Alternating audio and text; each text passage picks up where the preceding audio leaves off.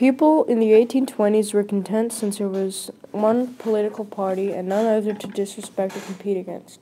Politicians and other influential Americans tried to make America a more luxurious place and tried to improve major flaws of the country, which resulted in a lot of patriotism. Although the country got along in general, people from all the different regions of the U.S. disliked each other due to the common stereotypes that the other regions had for each other. People could address their fellow Americans by names such as Yankee, American, Southerner, Northerner, and Westerner. All of this good feeling is a result of the freedom, independence, strength, and the God-given rights that America provides to its citizens. Canal construction reflected the era of good feelings because the government was trying to connect and unify the whole United States. The construction of banks reflected the 1820s culture of good feelings because people had more money to spend and save, and new banks needed to be built to save all this money.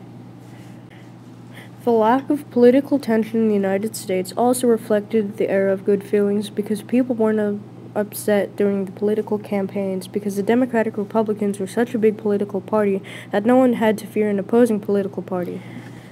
The increase in population also reflected the era of good feelings because in the 1820s it showed how people had such high hope for the futures. Because of this, Americans had more kids and expanded more toward the West. Americans today are very diverse and polarized between Republicans and Democrats. This is reflected by the fact that America as a whole has a very hard time making political decisions. For example, gun control is a very hard topic for the country to decide on since Democrats and Republicans have such strong feelings toward their views that they don't want to compromise and make a decision to the solution.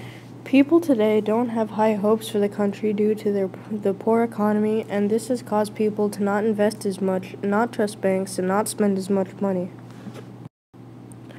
The government also can't afford to build as many buildings as they used to in the 1820s. Although some people really like America and are very patriotic, many Americans are disappointed in America due to the failing economy, which results in a lack of unity in the United States.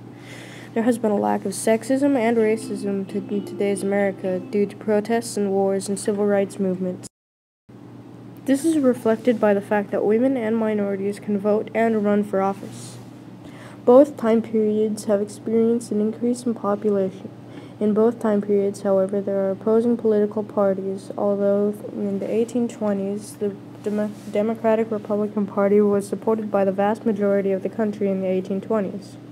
However, there are many more differences than similarities. Nowadays, there is less racism and sexism. There is less construction than there was in the 1820s, and the economy these days is worse than the 1820s. There are multiple political parties these days, and the integration has occurred. Minorities and women can run for office and vote. All in all, things have changed in the last 197 years.